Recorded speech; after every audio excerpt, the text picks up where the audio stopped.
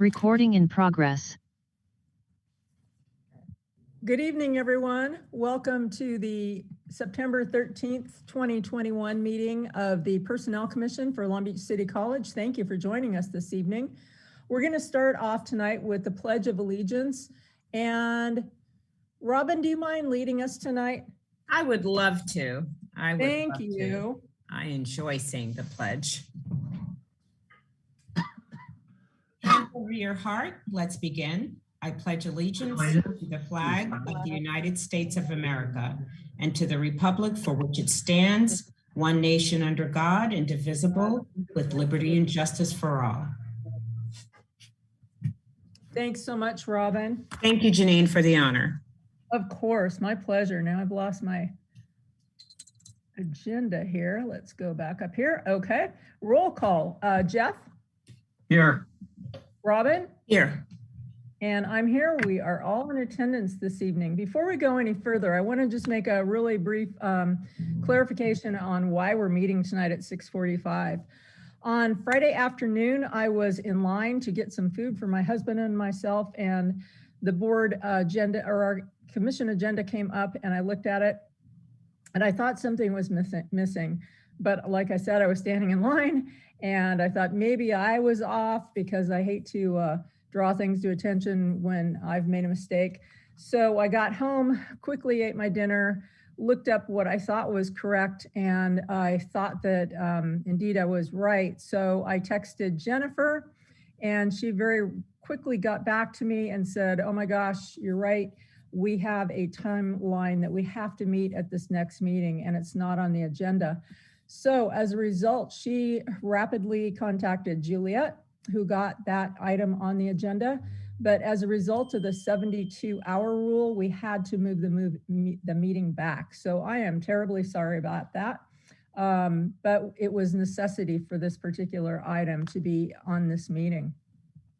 The second thing is we had no idea that the president would be coming onto campus tonight at the exact same time of our meeting. So I want to apologize to anyone who had to miss the meeting tonight as a result of their attendance at the president's rally that is happening as we speak. I just heard him come. I live very close to campus and I just heard the sirens of his arrival about 10 minutes ago. So that's just getting started. So I apologize for that as well. We have some unusual circumstances tonight, but thank you for bearing with us. With that, we're going to go on to public comments. And if I could have Juliet tell us if we have any public comments or if there's anybody who would like to speak, please go ahead and chime in now. No comments were received. Nothing. And Robert, did you have anything for us before we get started? I don't know if anybody else is out there. No, we're good so far. Sonia. Okay, thank you, Robert. And then Sonia's item, I just want to make sure because my iPad's not entirely cooperating. I'm going to assume that Sonia's item is the approval of extension working out of class for career pathways for Samantha Flores. Is that correct or incorrect? That is correct. Great. And N, or which one is that, Janine? N? That's down to N, yes, all the way down to N. So Jennifer, do you want to go ahead and give us an update on that? Oh no, first we need a motion. May I have a motion, please? Motion to approve. Second. Thank you. And Jennifer, can we get an update on this and then we'll go to Sonia? Sure, we've invited Dean Sonia De La Torre to cover this topic for you. Thank you. Thank you so much, Jennifer. I appreciate the time with the Personnel Commission. So Samantha Flores will be assisting the Early College Initiatives, which oversees our dual enrollment programs. That program has one director and one full-time classified professional. The existing classified professional was on leave and has returned in a part-time capacity while we are simultaneously expanding our early college initiatives. Specifically, this semester, we are activating our early college at Browning, which is a pathway for high school students to complete post-secondary education courses while simultaneously in high school. And so there is increased demand for services, but we don't have the personnel to ensure seamlessness in the provision of those services. The part-time person that has returned, who is actually the permanent person in that capacity, is anticipated to be on a part-time schedule at least through the end of this semester. And so this will ensure that we have enough personnel to get through everything that we're having to activate this semester. Thank you so much. Is there any additional discussion on this item? Anyone who had any questions of Sonia or any additional comments? Are we all in good shape? I think it's fantastic. Dual enrollment. It's always been, I know for the college financially, I mean, that's a horrible way to look at it, but it's always been a win-win. And I know we call it an early college initiative now, but I'm very excited that the college is really taking some strong steps. It's a wonderful opportunity to help students while still in high school, unless the program's changed, as I remember. But that's exactly right. Mm-hmm. It's always, ironically, when I was still doing all the education facility master planning, every community college in California would try to address dual enrollment. But it's challenging because working with the K-12 system, we're fortunate because we have one major K-12 system. But it's a great opportunity for the young students and also for the college. And so it's great to see. I think it's, unless there's something I'm missing here. Not at all. To see. You're not missing a thing, Jeff. My daughter's going to be taking advantage of the program. So I'm a witness to this firsthand. It was introduced at Millikan High School. And when she came home talking about it, I went, that's our college, honey. That's Long Beach City College. They're in the forefront and they're always thinking about the community and how they can serve our students. So you're preaching to the choir here and I'm happy about this. Thank you so much. Wait, it started at Millikan? I'd like to reconsider my vote then. No, I didn't say it started at Millikan. I'm saying they're offering it for the Millikan students along with the rest of the students. Jeff. I'm a Poly alumni. No, we have half the district represented here tonight. Yeah, we do. Yeah, well, both of you. Well, I know we're going to team up on the Lakewood girl here, so knock it off.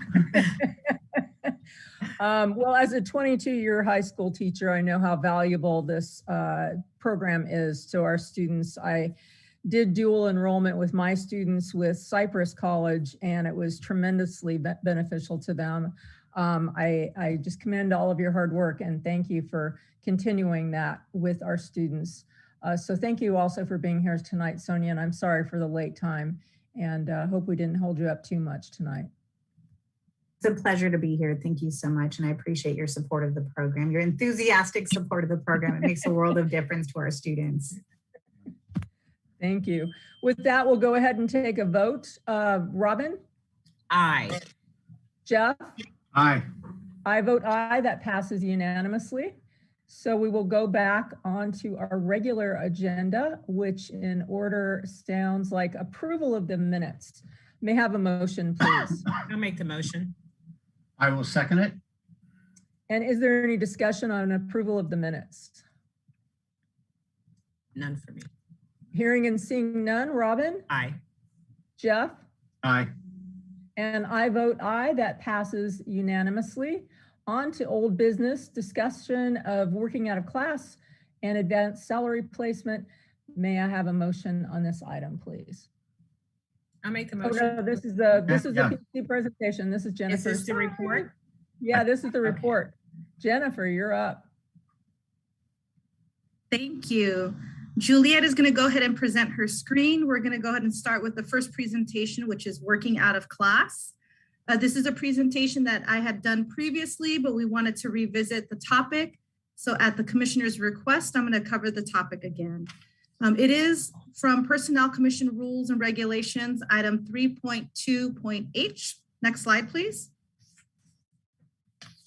So working out of class arises when there's an operational need established. It usually exists in one of two cases. There is a vacancy due to attrition. So somebody has vacated the position. There's a need to run a recruitment. Recruitments run anywhere from 60 to 90 days occasionally. If it's a hard to recruit position, a little bit longer, 120 days. So it allows the department to meet an immediate need when there's that vacancy for that reason. There are also vacancies in the case, the position is open in a case where there's an extended leave of absence. So somebody is on a medical leave. It could be for a short duration of time or unexpectedly a little bit longer. It allows an individual to work out of class in that case as well. It's a really great professional development opportunity. It allows an employee to stretch their skills and learn new skills and again, assist in a new capacity. We do screen the minimum qualifications of any individual who works out of class to assure that the MQs are met. And I can cover that more extensively in a few slides. Next slide, please. So just continued, again, each classified employee should be required to perform duties approved by the board. And the duties have to be higher level duties. So that is when a working out of class comes into play. Occasionally, if lower level duties are absorbed in the position, that doesn't qualify for a working out of class. Next slide. So you have to work out of class in a higher position for at least 5 working days within a 15 calendar day period. It has to be reviewed by the Personnel Commission staff. It's really meant to be used in temporary situations. It's not meant to be a long-term solution. Anything over 90 days must be approved by the Personnel Commission, which is why we bring those cases forward to you. Next slide, please. The biggest question that we get is, what is the pay for a working out of class scenario? And it's 4.9% from the permanent assignment step. So whatever the home assignment is of the employee, we take 4.9%, calculate on top of that, see where they fall in the new range of the higher working out of class position, and we place them on the step that makes the most sense in that new range. Occasionally, it's very rare, but the increase will be significant. The individual who works out of class has to be at minimum of the first step of that range. So occasionally it could be 7 or 8 or 10%. It's a higher increase, but only because that higher level work is at a higher salary range, and we have to have the individual at step 1. Next slide, please. This is an example of a correspondence that we send out. We partner with the hiring manager for the vacancy. We do send communication department-wide. We make sure that we hyperlink to the current class spec. We reflect the salary. We refer to the PC rules. We copy and paste right out of the class spec the general purpose, distinguishing characteristics, the MQs. Next slide, please. We also set a deadline, and we designate an internal person who can collect any interest, any resumes, and a short statement in some cases. So again, we're really trying to be transparent in these cases, make it fair for everybody, and make sure again that we're screening for qualifications. Next slide, please. We also have a form that must be completed. The form, once the individual is selected for the working out of class opportunity, this form has to be filled out extensively. It goes to fiscal to make sure that the budget can cover the assignment. We verify the minimum qualifications. A current resume has to be attached to this form.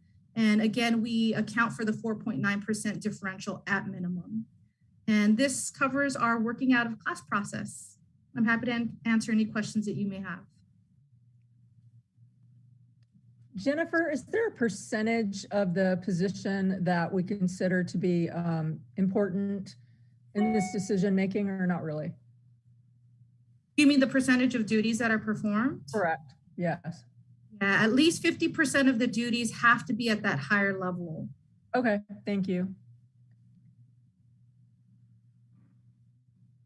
So Jennifer, I'd like to just ask a question on the working out of class. The biggest thing, which is funny, you said the question is, what are they going to be paid? I didn't look at it from that perspective. You're probably correct. That would be the first thing they would ask. But my question and my concern always with working out of class is that how can we, and again, it's just out of our whole area for the Personnel Commission, but the concern I have when it comes to us is that it becomes more of it becomes just more typical of seeing it. And working at a class, I know why we're addressing it, but from the people at the college, they sometimes feel, and I don't know how you address it, but they may feel that this is an unfair advantage to letting people who may are looking for that job on a permanent basis, that it's being used in ways that beyond what we probably intended. So I don't know how to give people comfort in that, to make sure it's not intended for that, but human nature being what it is, there's a lot of people that probably are concerned about this is just a way of people being put into the position and getting an advantage potentially for a future job. I mean, how do we really address those type of issues, if at all? I know a lot of that is perception, but perception and reality sometimes become one and the same. It's a fair question. I think that's why we try to be transparent and fair with the initial, even though it's less formal than a formal recruitment that lasts 60 or 90 days, there's still checks and balances. We verify that minimum qualifications are met. Every individual can submit a statement of interest, so that's evaluated as well. It is meant to be a temporary solution again, so the additional experience is on a short-term basis. And we do look at, in a formal recruitment, we look at the entire history of the candidate, so beyond their positions at LBCC. And I don't expect an answer right here and now, but over, let's say, the past 12 months, X number of people that have worked out of class, how many of those individuals, percentage wise, or maybe you do know, how many of those were indeed where they were given the position? That's probably a poor choice of words, but they were eventually, they received that position. I mean, do we have a percentage of that actually happening? Is it, above 50%, 75%, or is it less than 25%? I mean, I don't know. I agree with what you just said, but I don't know what the factual numbers, what they do to support those concerns of people. If indeed people eventually do get those jobs permanently. I mean, if you know the answer, please feel free. But I just thought that was one of those curious things I always had. I don't have an exact percentage or any data points on this, but I can say I've seen it work in both directions. And that's a really interesting question. It's something that we can analyze and pull that data. Yes, I'd like to have that. I appreciate that question. It eliminates, let's say there was, simple mind for me, if there was, let's say we had, 10 people working out of class. If 5 of those 10, well, then you're at 50%. So it's a little bit different to where people are concerned about raising these concerns, and the factual of what actually happens supports it. Or if it's, only 2 out of those 10, those are just, that's the information that I think would just make people feel more comfortable. I don't have the answers to it, but we all hear the same concerns, and whether they're justified or not. But if that indeed percentage-wise or numbers-wise, it supports the argument, then it's just one of those we have to address. I mean, and again, I don't know what from the personnel commissioner's standpoint, but it's just, we all know it's just not now. It's always been an issue and always will be an issue. So how best you can explain to people or present factual data, whether it's true or not, and if it is true, whether that's a good or bad thing. So yeah, I'm just raising that point. Yeah, it's something we can analyze and look into for the commission. It's a very valid point. I think so too. Go ahead, Robin. I'm sorry. No, I was saying thank you. I thought Jeff summarized exactly what I was thinking, and I am curious as to how many that are classified then go on to take the position. And I do agree that this is an opportunity for sort of like on-the-job training, but that's on-the-job training for one person. So let's look at the statistics. They'll prove out rather than what goes on in the minds of people, because Jeff is right. Even if it isn't reality, that perception becomes a person's reality. Let's snuff it out if it doesn't exist. Yeah, and it really affects morale. So I think that's an important thing to pay attention to. Any other questions or comments? Robin, did you have anything else? Or no, I said thank you. That was it. Okay. Robert, did you want to add anything? You're good? Okay. All right, thank you for doing that, Jennifer. We really appreciate it. All that clarification and update is very helpful to us. And I know that we just need to revisit these things from time to time, just so that we're all on the same page and have things refreshed. So thank you for doing that. With that, we will go on to public hearing. This is public hearing on commissioner's appointment to the Personnel Commission. I'm sorry to interrupt. We have one more presentation that the commissioners asked for. It's initial salary placement. I've got,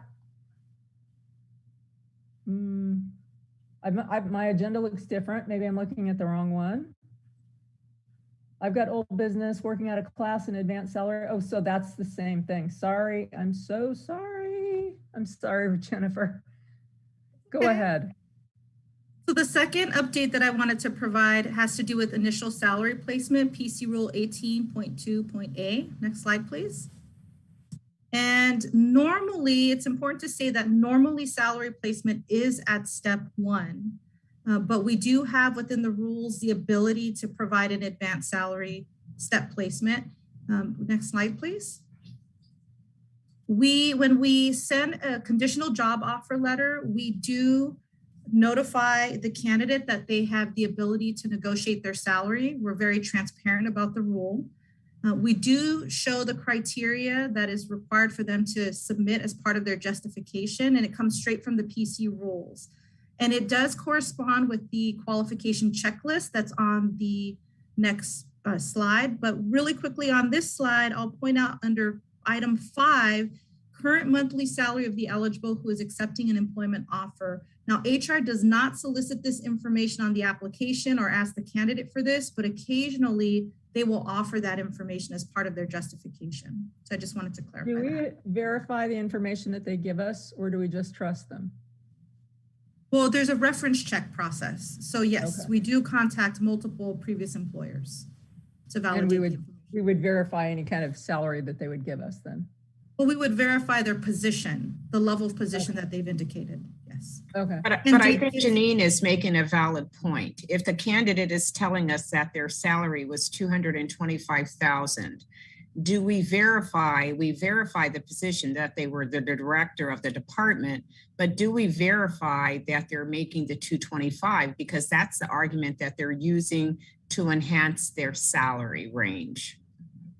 That, I believe, is what the commissioner is asking. Commissioner, if you could. Yeah. Okay, thank you, ma'am. You're absolutely right. Thank you for making that clearer than I did, Robin. So legally, we're not allowed to ask for that information up front, but I want to revisit it on the back end once a conditional offer has been made, get into the details of how we validate that information a little bit more. So I can provide an update at the next meeting. I appreciate it. Seems like like Robin pointed out, if they're going for a higher salary range as a result of their current salary range, then it would be an acceptable point. But obviously I don't know the law on that, which is far more important. But I agree with what Robin's saying, is that we should have clarity with that verification process, that it's accurate what the candidate is putting forth to us. And then before we move on, if I can ask a question so that I don't lose our spot. I see that item 1 says additional qualifying experience beyond that required for entry into the class. And then number 2, the education. And this was what facilitated my asking for this report. My concern has been all along, when is a clerk a clerk? And so my concern may be meritless, and that's why I'm asking for clarity. If I advertise for, and I'm just going to use clerk, but if I advertise for a clerk and I say that in high school diploma is required, and then I go through the requirements, and then a person that this position I'm advertising says it requires a high school diploma, but yet the candidate who comes for the position at a wage they're not going to want to work for because they're coming down to number 5 to then bargain for a higher salary, that person is coming in with a bachelor's degree or a master's degree for a position that I said I need a high school diploma. So now I've gone into the community, I've advertised for a high school diploma, I received 300 applications, and none of them that have the high school diploma, and I'm just speaking, you correct me when I'm finished, none of them have this, some of them have the higher education, and I lob on to the one with the master's degree because of course I would want the best person for the position. And now the clerk who has a high school diploma has just wasted a litany of time going for a job they're never going to get. And that's why I ask about this, because that's where my concern is. When is a clerk a clerk? And why am I looking at a master's candidate when I only need a high school graduate? My entry-level people will never make it into the college to build a career. And that's where I'm lost. So if you could enlighten me and educate me, I'm sure I'm way off in left field. I think there's a lot of external factors that play into why a candidate applies for a certain job. What if they have 20 years of experience in the private sector and public sector is really attractive because of benefits packages that are offered? For fairness and competitiveness, we can't not allow that candidate to apply. So it really just depends on the competitiveness of the candidate pool. And then we test, we have multiple hurdles that must be passed. And then the hiring department always has 3 ranks, and we've used a technique of banding to have multiple individuals in those 3 ranks. We give them a list of options. So they also factor in any specific needs that their department has. In risk services, in business services, we've had a few hard to recruit positions with very few applicants. So again, it just depends on the competitiveness of the candidate pool and what we're offering from a total compensation standpoint that might attract those individuals. So let's go back to this clerk position.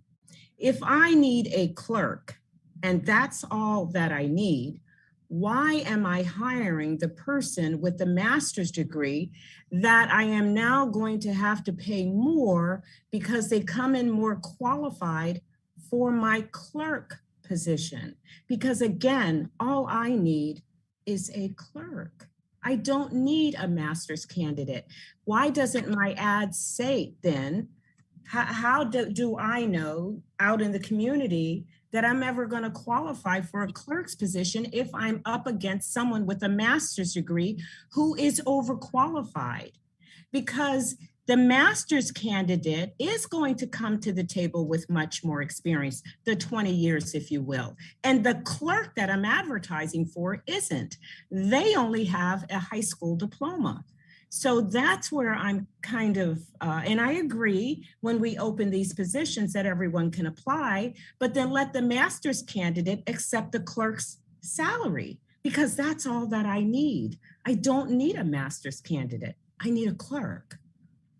So when am I hiring a clerk? And that is my question. When am I hiring the clerk? What would you suggest, Robin, that we do from a screening application standpoint and a testing standpoint to prevent that from happening? I don't know that we can necessarily prevent overqualified people for applying for rudimentary jobs. I'm not saying that we close off anything. I just want us to look at it because I believe, this is just my perception, I believe that candidates that are qualified for a position are being left at the gate because they don't have these upper degrees that they don't need. Because again, if I'm hiring for a rocket scientist, I expect to have a doctoral candidate and not a clerk. But when I'm hiring for a clerk, I don't expect to get a master's candidate. And then if I do, I don't know why they won't accept the clerk salary because that's what they've been hired. That's the position they're applying for. Instead, what they do is they come in overqualified for the position, and then they come back and show you what they're making. And now you come back to us and ask us to pay more. And I understand why. It makes perfect sense. A person should be paid according to the qualifications. But where I'm getting us, what I want us to focus on is that if we're going to advertise to our community that we're looking for a clerk, then we certainly should state that it's very unlikely and or be transparent. I guess that's the key. How does the clerk know they're going up against a master's candidate? They would never apply. I don't know if I'm making any sense. I don't expect to fix anything. That's not what I'm looking for, but I want us to start thinking about where we're headed with this process. That's why I ask you to do this, because I want to get us to start thinking about what we're doing. And if that's our intent, it's okay with me if that's the intent and if the other commissioners agree that it's appropriate. But I don't have the fix. But I do know that if I'm looking for a clerk's position, if I'm hiring for a clerk's position, then I don't need a master's candidate for that. And I don't anticipate that the master's candidate will apply for that and then ask me to pay them more. Am I making any sense here? Oh, absolutely. And I think the cases where a master's candidate accepts a job that requires a high school diploma is more rare than cases where a bachelor's degree is required, and then higher levels of degrees are, in those cases, are a little bit more common. I know that there are highly qualified candidates, more candidates coming forward with even associate's degrees and bachelor's degrees applying for many of our jobs. That is a more common threshold, I would say. I think the comment that with Robin and the area that I don't know if we legally can or cannot, but I believe that when we advertise, all the qualifications in the world they might have, that's fine as long as they, and again, I don't know if this is possible or not, but here's the salary. This is what it is. It's not a salary range, because every time I see a salary range, like everyone else, I look at the top end of the salary range. I think that, and again, we're just thinking out loud here, but in my own personal life, when, suddenly after spending all my 20s, half my 30s in the oil industry, I make a career change. All that great knowledge, but essentially I realized I was going to have to step back to move forward. I didn't go into the other profession with all my skill sets and say I should be paid at this higher level because I have all these qualifications. I think that is probably what causes, and maybe it's because it's just the way the public entities are.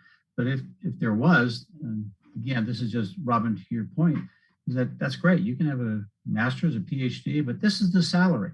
So if you want this position and this title, this is your salary. And that eliminates this whole negotiation of I'm more qualified and so on, because it's just natural that they're going to want to be paid more. I don't know if that's even legally possible or acceptable, but that's the only way I see it to address that issue, is that there's no range. This is the salary. You're applying for this salary. You can look at it and know it's really an entry level.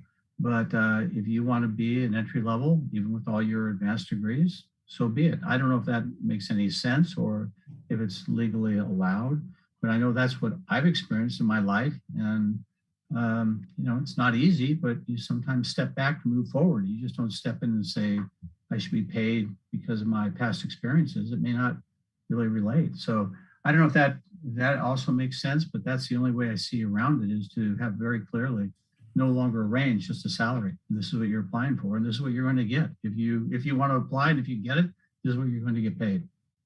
Does that make any sense? It makes a lot of sense to me, and I understand what you're saying, and I guess where I'm going with this, and I know we're doing a classification study, but where I am is I'm looking for opportunity for everyone, for all peoples in our community. And not that it is a reality, this is important to know, it's just what I see from what you bring before me. There's probably a plethora of things I don't even look at, but I can only comment on what I'm asked to vote on. And I hear over and over and repetitively, and this person has 20 years of experience, and this person has 30 years of experience. And so I start wondering, well, wow, I look at the college as a reflection of our community, and I want to encourage members of our community to apply for positions. But if they're never going to be given a chance, I don't see, I'm talking about entry level. I don't know how they can be competitive.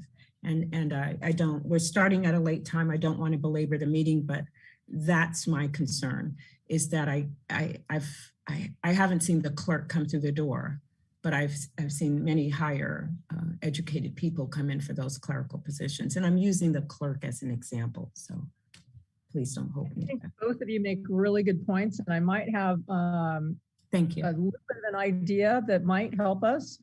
So in school districts, most districts have a cap. You can't come in beyond whatever range. And for example, when I went to Los Alamitos and started teaching, I'd already been teaching for 15 years, but I had to go in at range 6, the 6th year being the max.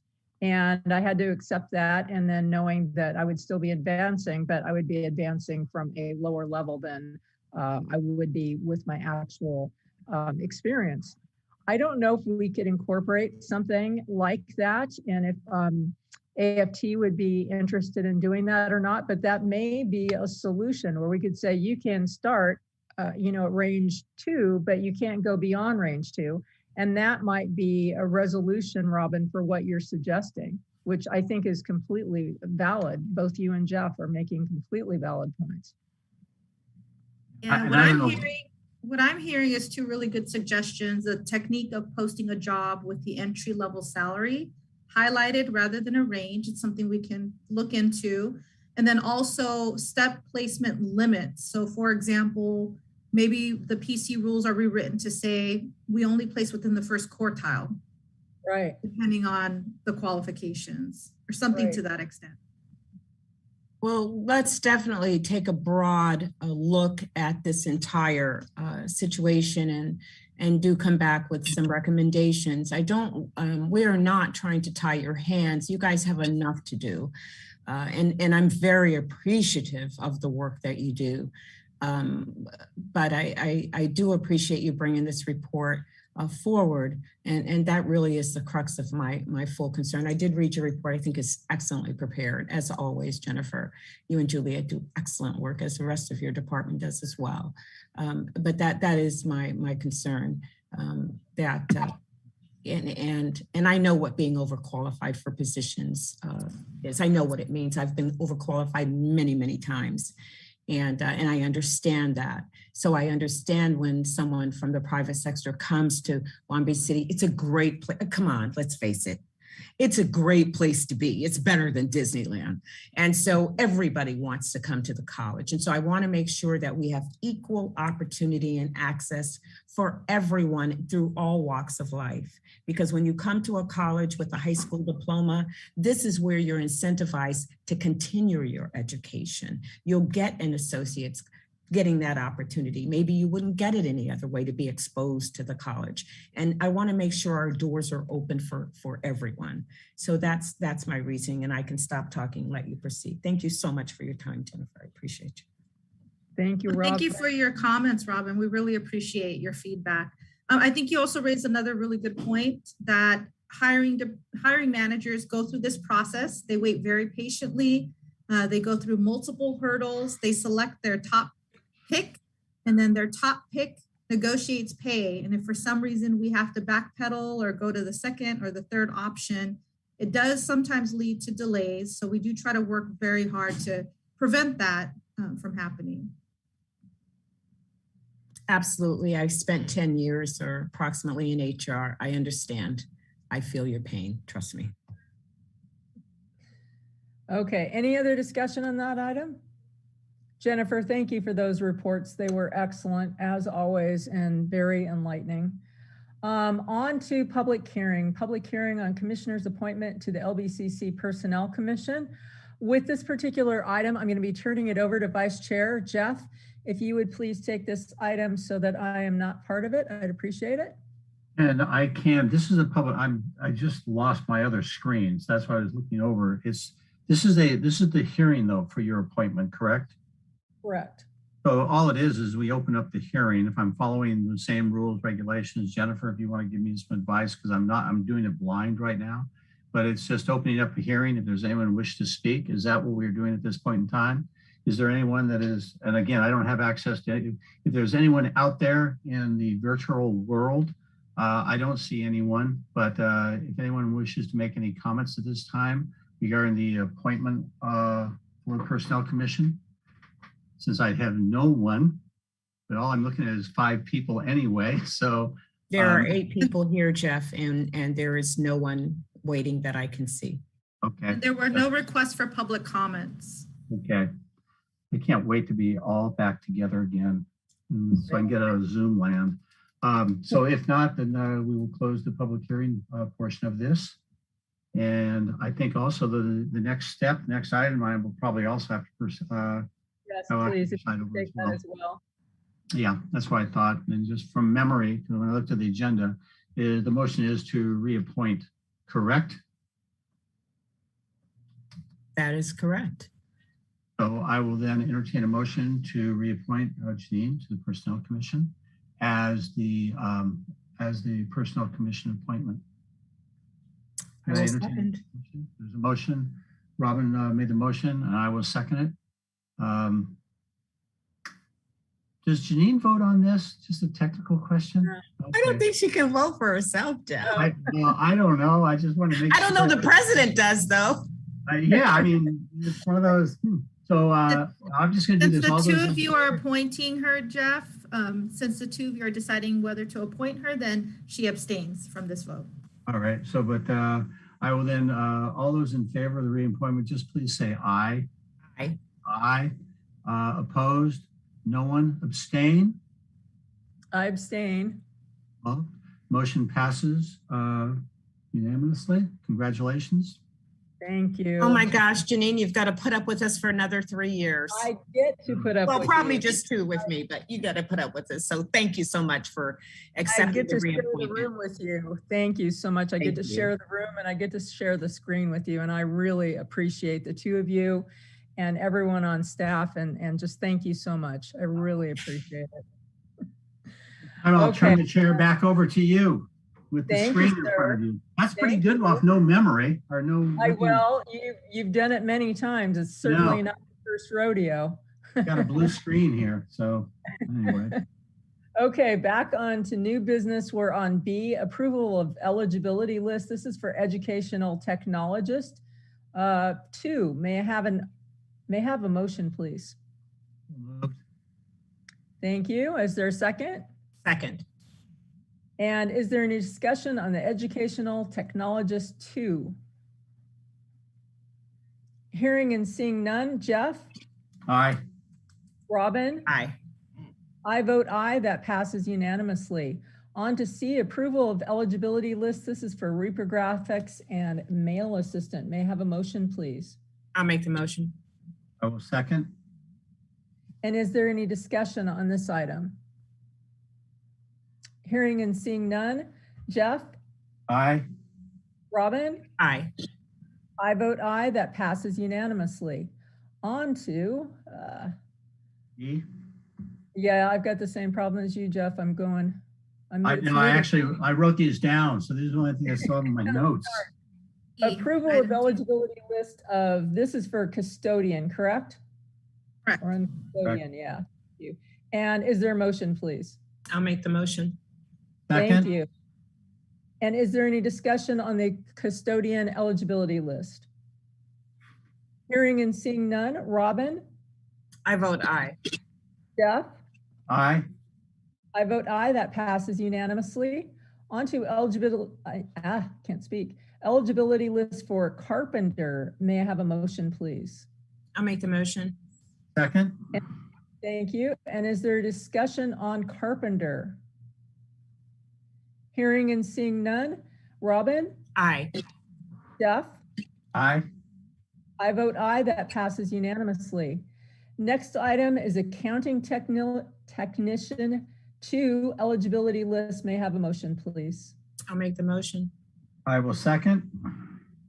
And is there any discussion on the accounting technician 2?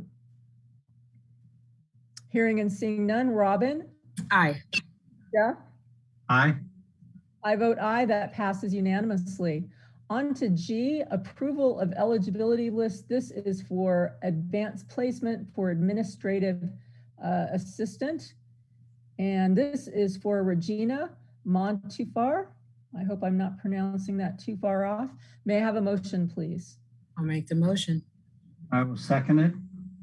Is there any discussion on this advanced salary placement for I'm sorry, administrative? what position is this for? This is for Regina Montufar, and she's for administrative assistant. I don't have any additional information other than going to range 26, step E. Ah, okay. Can you answer the question for me? Thank you. Jennifer, can you provide some background? Sure. The minimum qualifications for this is high school in 4 years. This is a case where the candidate has a bachelor's degree and 20 years of administrative experience. Any additional discussion? Hearing and seeing none. Robin? I vote aye. Jeff? Aye. I vote aye. That passes unanimously. On to item H. This is for approval of advanced salary placement. This is for childcare assistant. This individual is, I don't have it, is for Cindy Alfaro. Yeah, thank you. And may I have a motion, please? I'll make the motion. Second. And is there any discussion on this advanced salary placement, or Jennifer, would you like to add? So the childcare assistant is in range 1. We are contending with the minimum wage of $14 minimum. So the step E placement is a result in the next 3 cases of the compressed salary schedule. So we only have the option of the last 2 steps for placement because it's a compressed salary range. Understood. Thank you, Jennifer. Any additional discussion on this item? Jennifer, you said that is for this item that we're voting on and the next 2. Is that correct? That's correct. Childcare assistant. Got it. No further discussion from me. Thank you. Thank you. If I don't see any additional hands up or anyone wanting to discuss this, Jeff? Aye. And Robin? Aye. I vote aye. That passes unanimously. On to the next item, which is also childcare assistant. This is for Norma Sanchez. May I have a motion, please? I'll make the motion. Second. And is there any discussion on this item? In both cases, the individuals have their associate teacher certificate. One individual has 5 years of experience and the other has 15 years of experience. Oh, that's lovely. Thank you. Jennifer, out of curiosity, what's the top step on this? Step E. But the amount, do you know? Oh, it's $14.92. That's the top hourly wage. And then the longevity steps kick in 5-year intervals beyond step E. All right. Any other discussion on that item? Hearing and seeing none. Jeff? Aye. Robin? Aye. I vote aye. That passes unanimously. On to J. This is for the same position for child care assistant. This is for Araceli Ochoa. Again, I'm mispronouncing that, I'm sure, and I apologize. May I have a motion, please? I'll make the motion. Second. And second, we heard Jeff. And is there any discussion on this item? Hearing and seeing none. Robin? Aye. Jeff? Aye. I vote aye. That passes unanimously. The next item is approval of advanced salary placement for Deputy Director, Purchasing and Contracts. This is for Erica Bonilla. May I have a motion, please? I'll make the motion. Second. And Jennifer, what do you have to enlighten us on this item? Minimum qualifications are bachelor's degree and 4 years of experience plus 2 years in a supervisory capacity. And the candidate has a bachelor's degree and 20 years of experience in this case. Great, thank you. Any additional discussion on this item? Hearing and seeing none. Oh, I'm sorry, someone? No? Actually, I did have a question. So I'm curious about the same question that you asked, Janine. Where I don't have I'm sorry, my screen is down. Where is the advanced placement going? What is the step? So because this is a management position, there are 11 steps as an option. So step 4 is in the lower quartile of the range. Thank you so much. I appreciate that. Thank you, Robin. Thank you, Jennifer. Any additional discussion on this item? Hearing and seeing none. Robin? Aye. Jeff? Aye. I vote aye. That passes unanimously. On to L, approval of advanced salary placement. This is for Workforce Development Program Specialist. May I have a motion, please? I'll make the motion. Second. And is there any discussion for Pamela LaRose? The minimum qualifications in this case is an associate's degree and 3 years of experience. This candidate has a master's degree and 15 years of experience. Thank you, Jennifer. Any additional discussion on this item? Yes. Did this position, is this one of those positions we were talking about previously that that are being upgraded through the report that you're currently working on, Jennifer?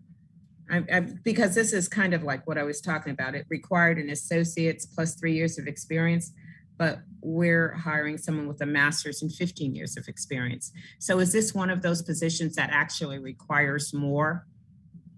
Yeah, this is a good example. Times have changed, you know, kind of thing. And what we have as the job description is kind of antiquated. Is this one of those areas? Okay. Yes, it is, Robin. Yeah, the specialist classification across the board is having the minimum qualifications increase. Thank you in so some cases much. Significantly. I appreciate that. Thank you. Thanks, Jennifer. Any additional discussion? Hearing and seeing none. Jeff? Aye. Robin? Aye. I vote aye. That passes unanimously. On to approval of advanced salary placement for risk services coordinator. This is for Ileana. Is this Nikila? M? Is this M, by the way? It's M. Yes. Yes. M as in Mary. May I have a motion, please? I'll make the motion. Second. Thank you. Is there discussion on this? Jennifer, you want to add? Yes, the current minimum qualifications are an associate's degree in 4 years. This is a coordinator position, so the MQs have been recommended for much higher. Okay. The individual happens to have a bachelor degree in organizational leadership and 15 years of experience.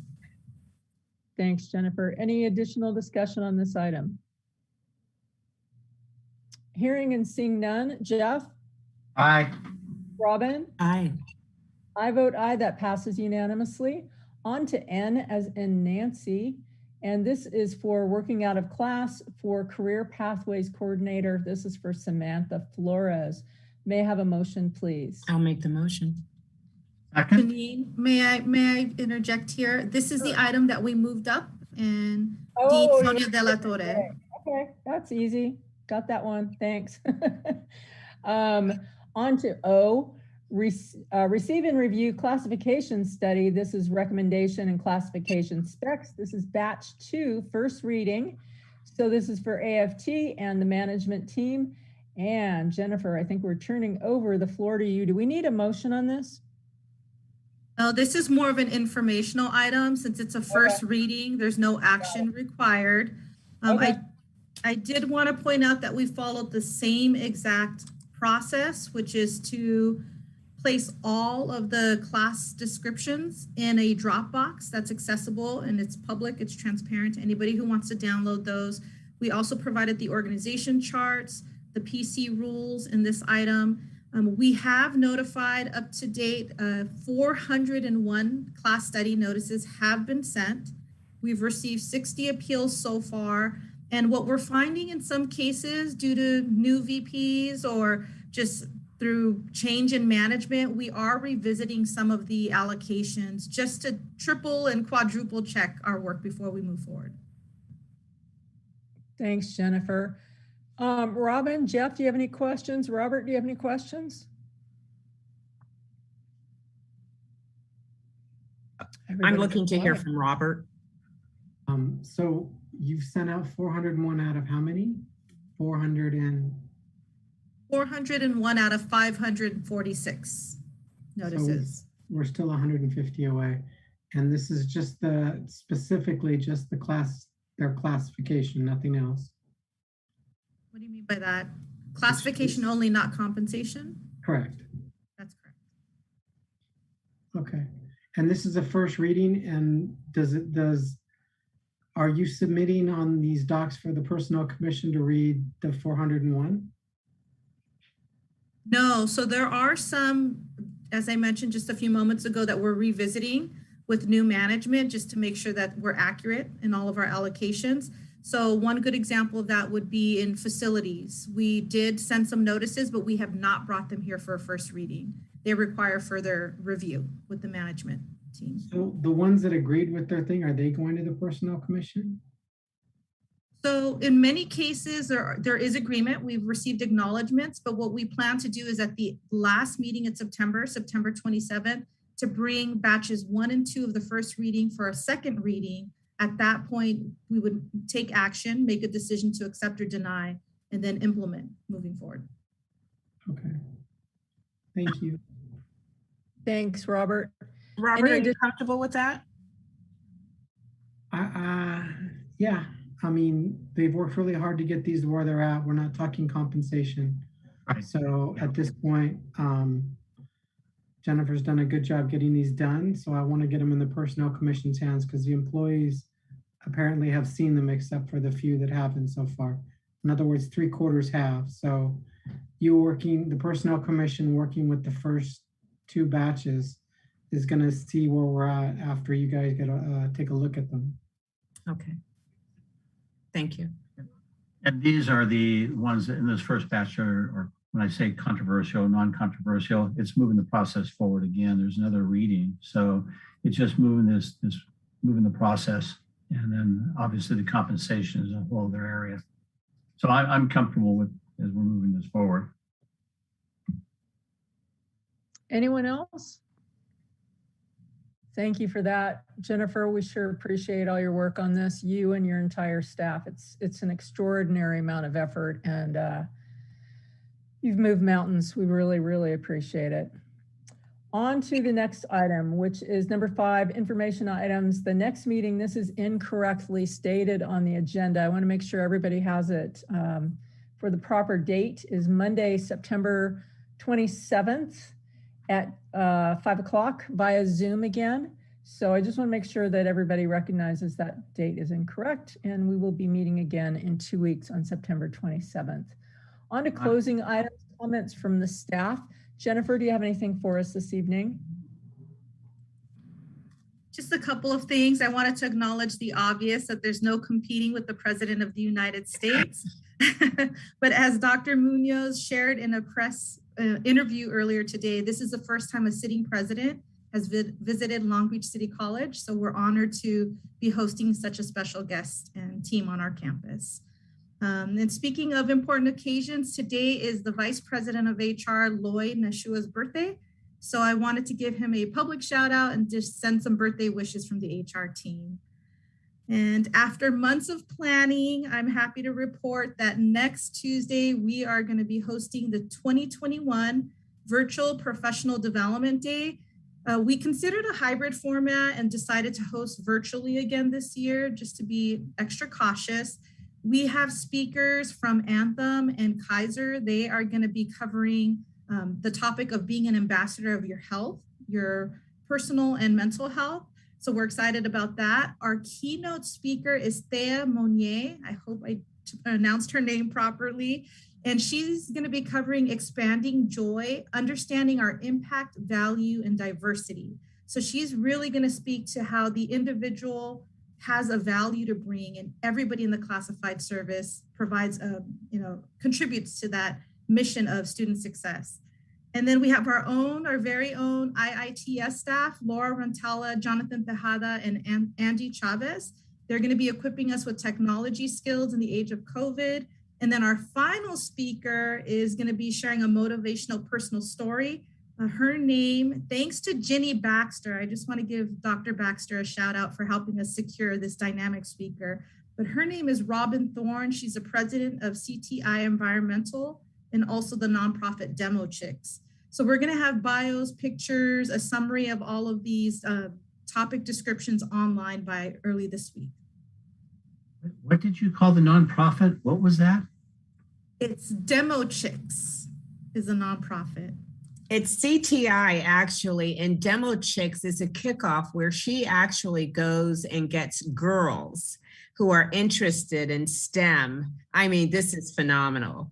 And encourages girls to become engineers. And she just does phenomenal work with the girls in our community. So I'm so happy to hear that Robin Thorne from CTI is going to be a speaker. I'm going to be there to listen to her.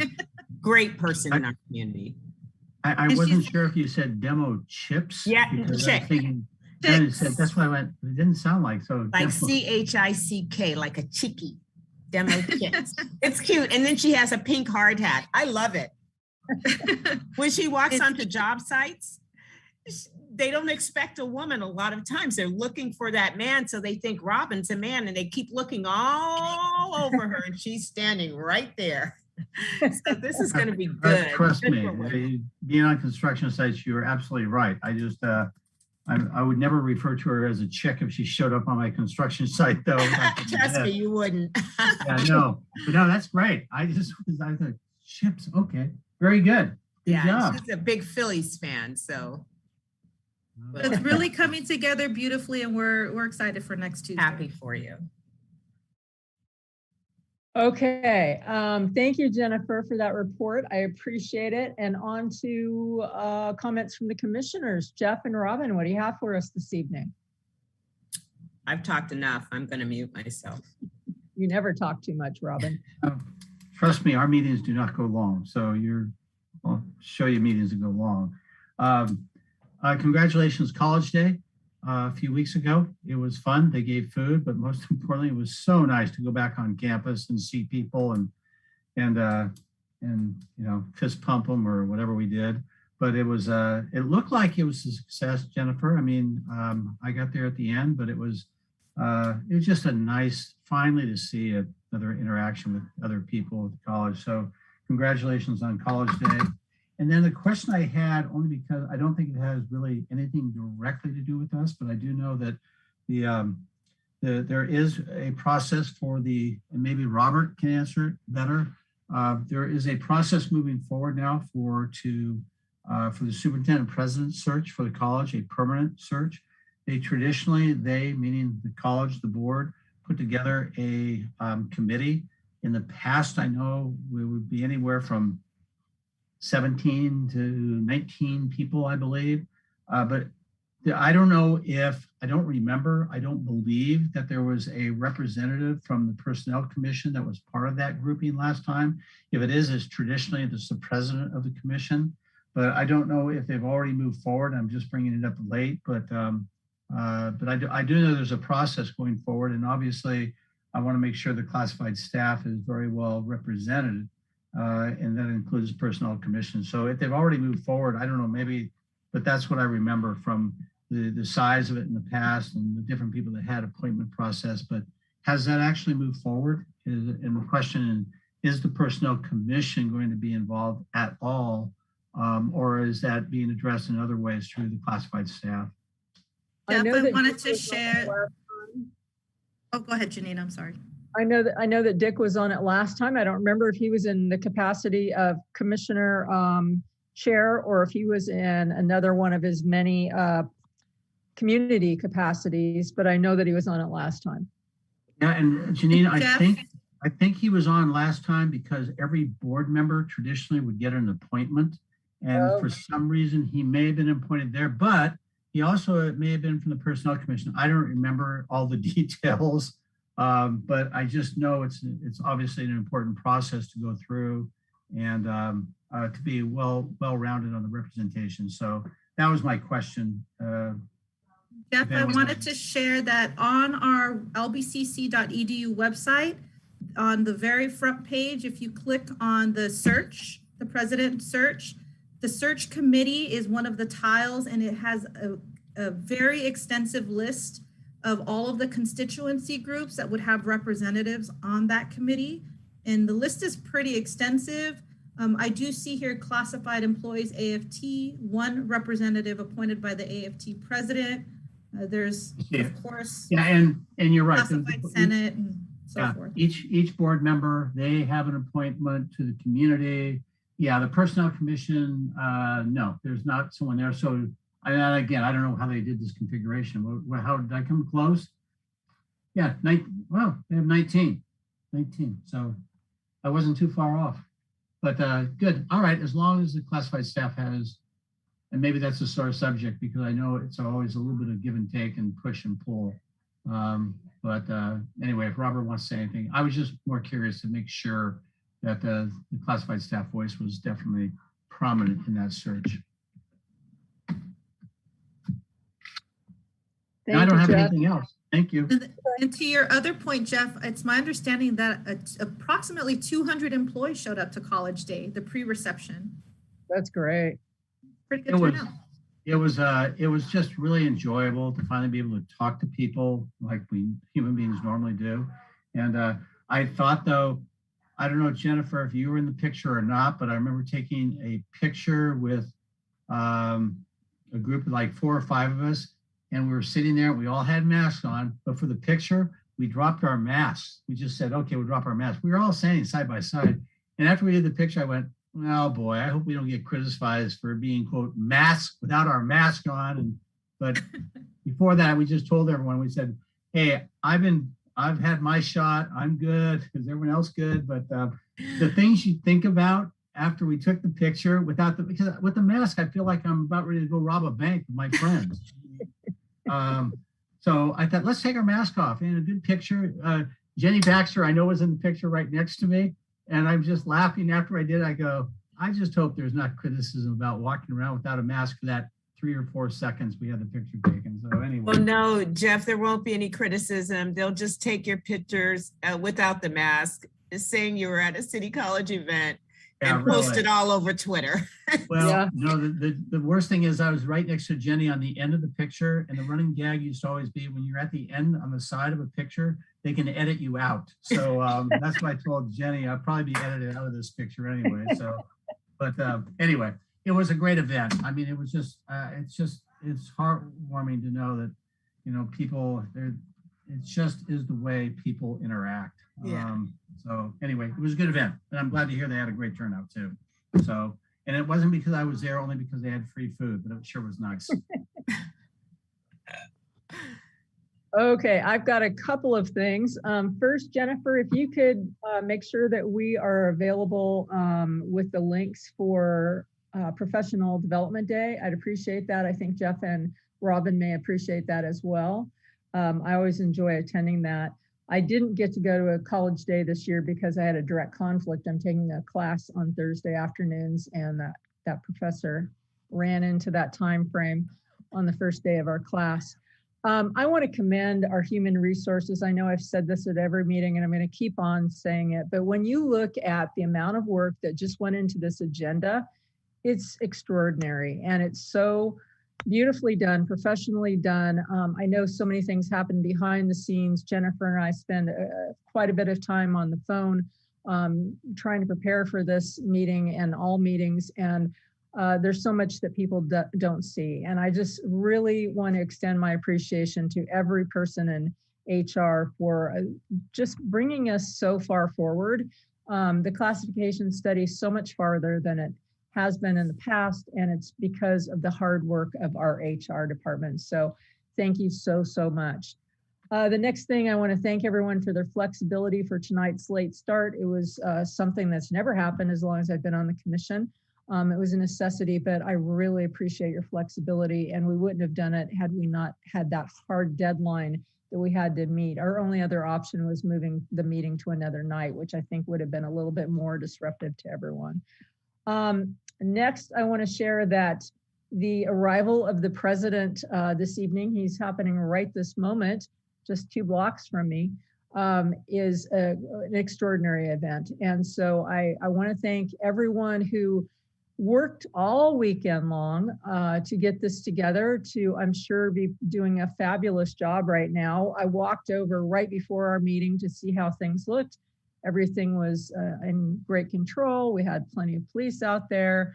Everybody looked like they were being kind to each other and as much as they could, even though they may have been on opposite sides.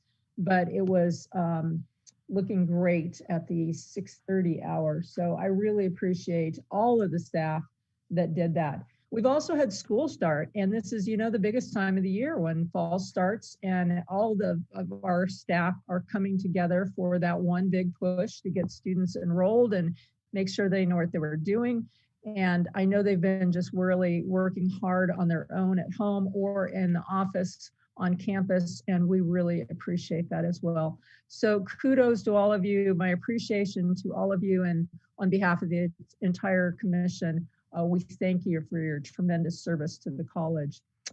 With that, I will pass the baton on to public comments, if I can get to my area here. And I think, Robert, if you've got anything for us, or anyone else out there.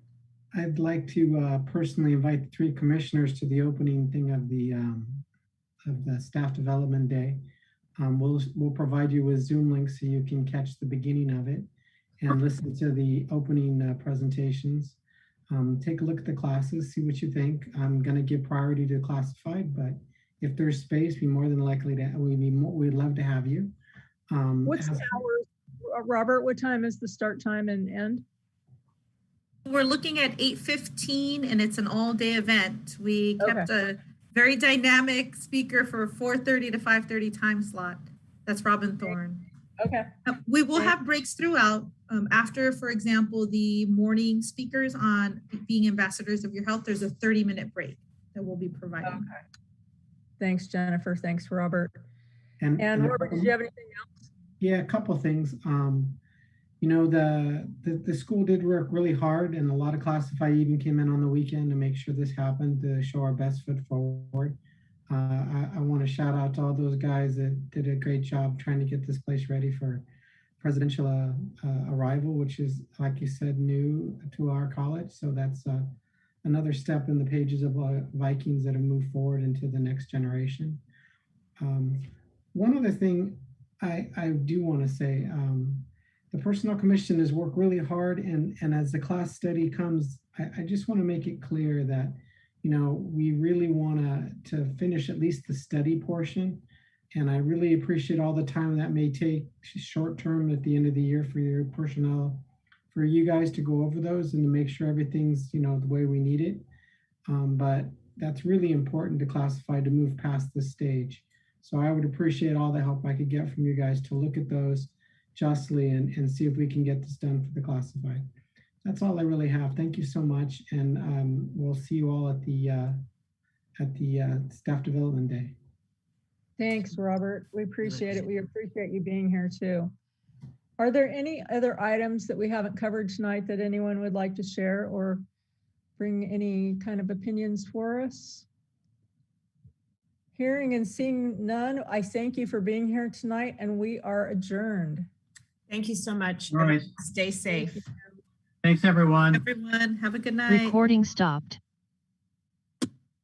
Watch the Monday Night Football with the Raiders now. That's right.